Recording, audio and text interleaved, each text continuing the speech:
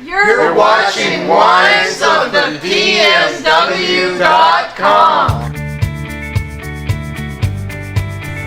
Welcome to Wines of the Great Pacific Northwest, where you'll discover what others are tasting from across all of Cascadia.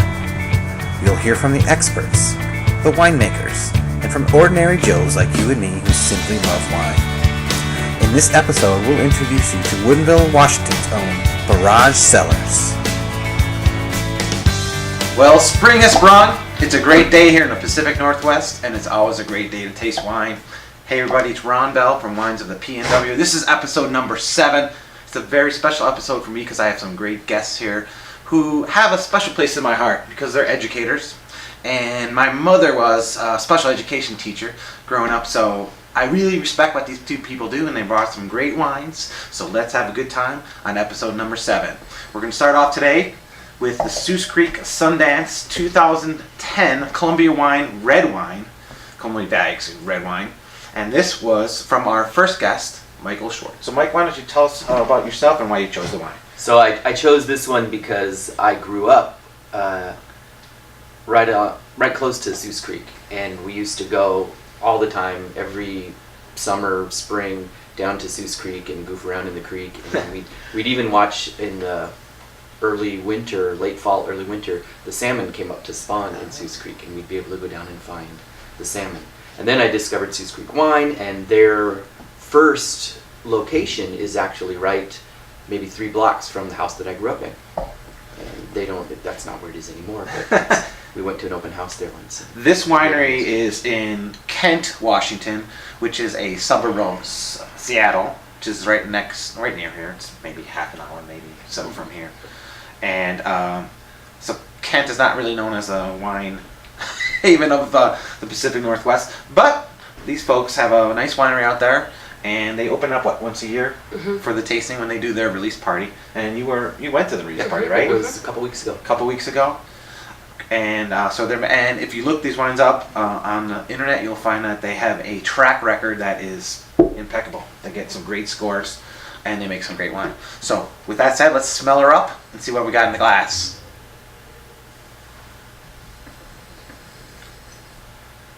What are you getting there, Bill? He's always a step ahead of us. This is tasted it. Yeah. Well, I guess that's part of it, right?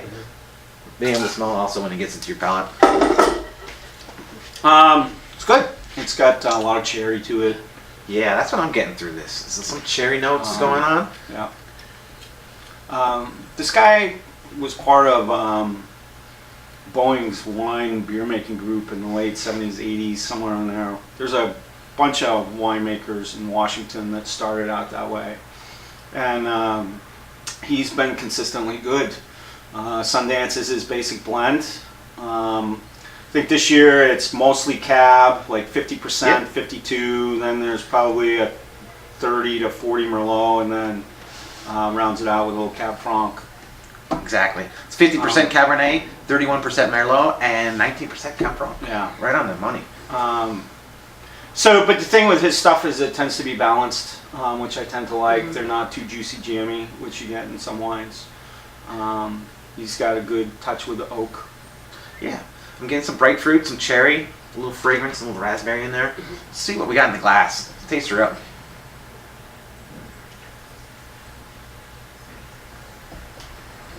Definitely fruit. Definitely cherry. Yeah. It's good. Packed little punch there. It's a little hot. Yeah. But I like that. What are you getting there, Elizabeth? I actually, on the back of my palate, it's kind of smoky. There's a little smokiness in there, and that's what I've always loved about this wine, I think. It just really tastes good to me all by itself. Yeah. And I like that.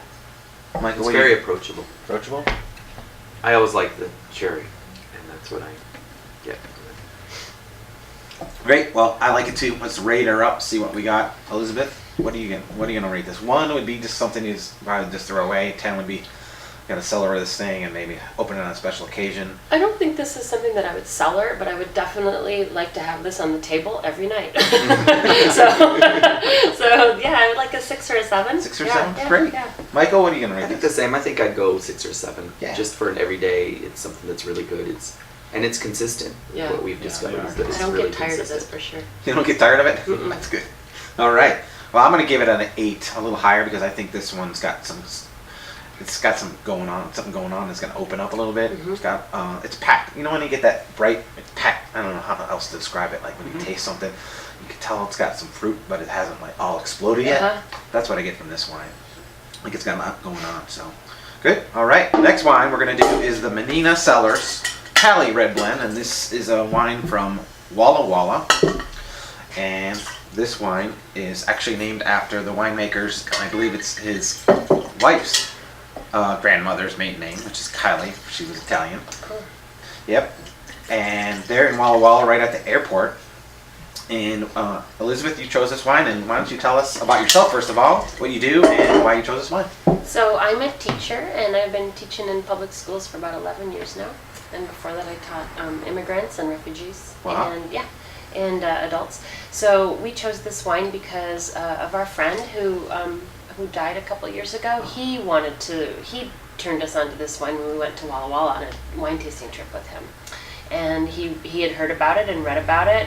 I can't remember what his connection was to it. He just discovered it. He and discovered it, yeah. Said that it was one of his favorites. Yeah. It's one that he always bought. It was in his range of the things that he regularly Yeah. bought and everything. Yeah, another blend from Washington, and super tasty. And it's even better since Callie is the Italian grandmother, because he was Yeah, Italian. he was totally and Italian. so that would even make it even a better connection, I'm sure. You know, it doesn't say what the blend is on here. It's mostly, I think this year it's Look mostly Cabernet, like again 52% whatever, and then like 42% Merlot, and then the unique part of this is it's got a little Sangiovese in it, Okay. which again following that Italian theme.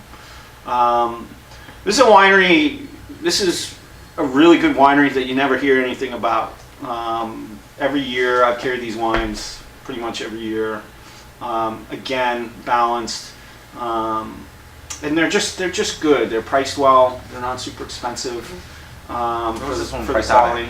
$19. 19, 20 bucks. So, yeah, you can really smell that Sangiovese in there. I wondered what it was, and then when you said it, I was like, oh yeah, that's right, it is, because it smells a lot different than the other one. Yeah, it's got a got the mineral kind of Yep.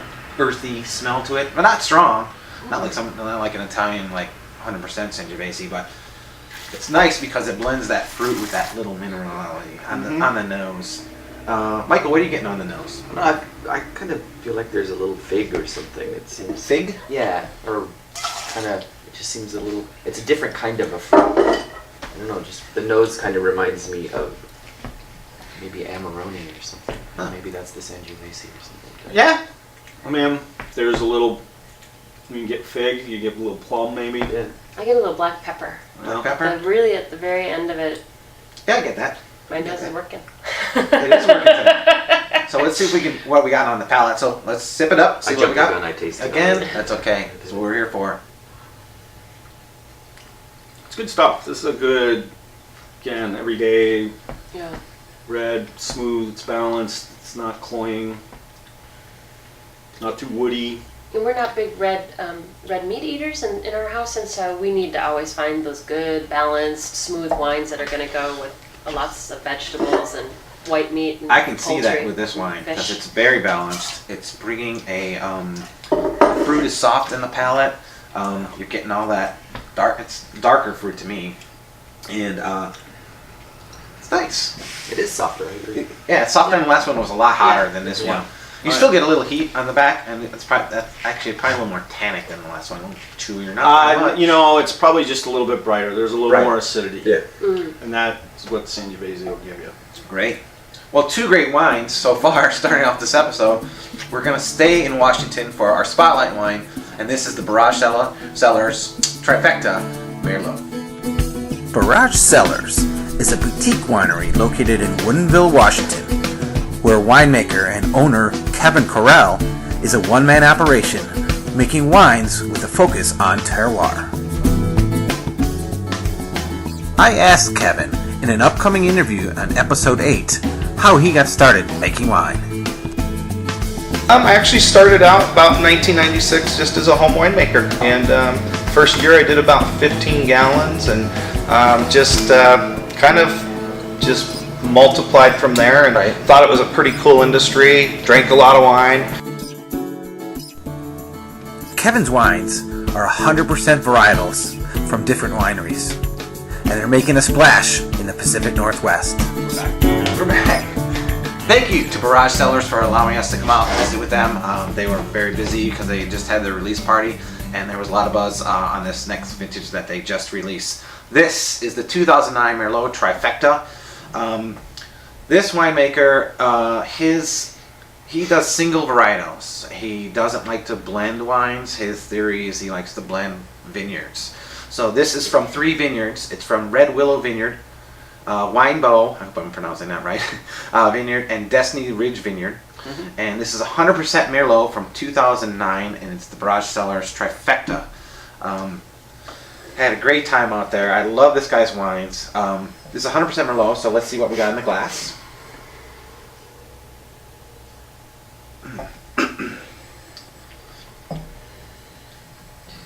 This one's got that, you know when you drink the French wines, they're kind of a little more barnyardy. I would say this doesn't have, it's not barnyard, but it's got a little more earthy.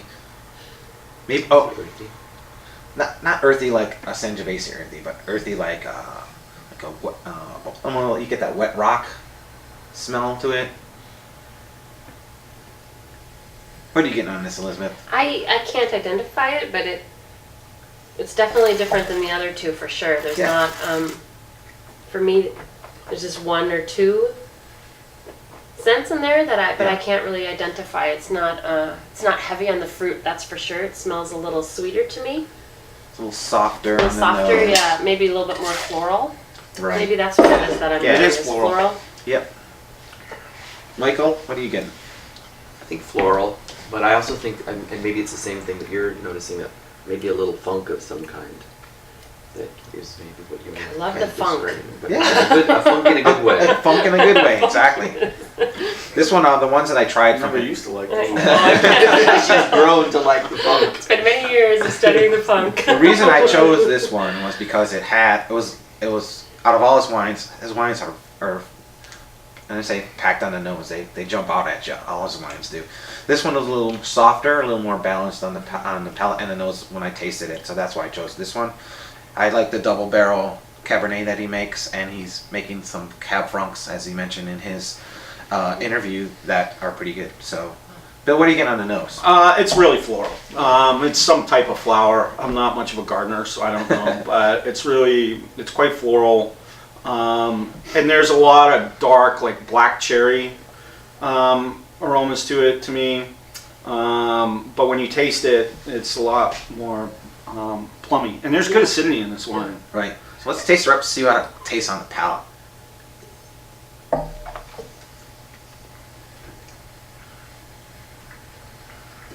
Wow. I get those floral notes on the back of the palate, along with a little heat on the back end. Nothing up front to me.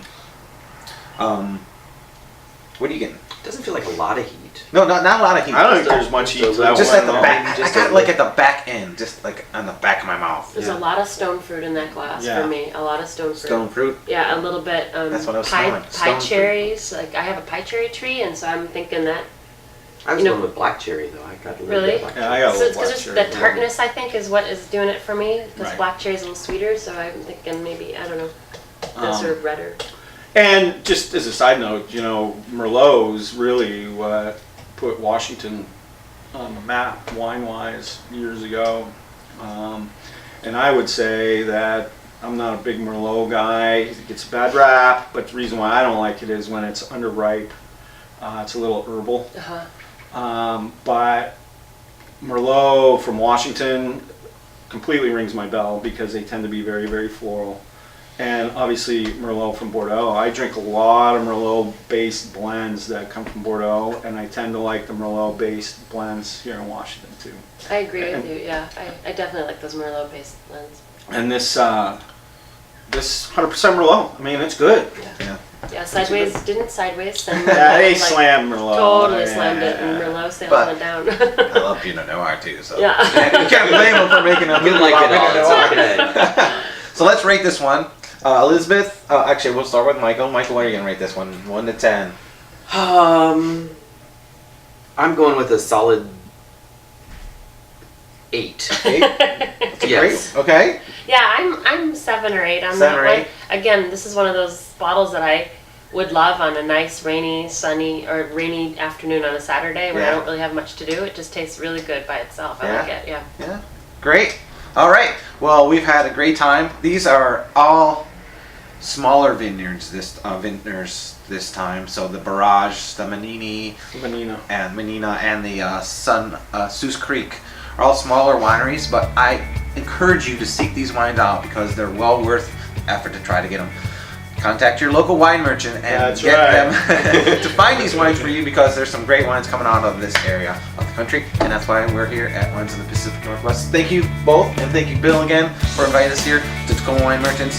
And don't forget, check out winesofthepnw.com. Leave us a comment and let me know what you're drinking tonight. Thanks, everyone. Cheers. Cheers. That's it. That's it. Yeah, you guys did a great job. Yeah, this is a great wine. I mean, Yeah. this guy makes This is really Sit good. here and you know what? drink wine. Start before noon. What the hell? Yeah. Elizabeth was worried about that because usually we don't drink wine before noon. Usually. Yeah, no, this guy, he was really nice, and we went here last 2 summers ago. We took a trip up to Woodville, sat on his back. It was he had a Chardonnay that rang my bell. Yeah, he's got a really good I remember Chardonnay. that. Yeah. And he had a rosé.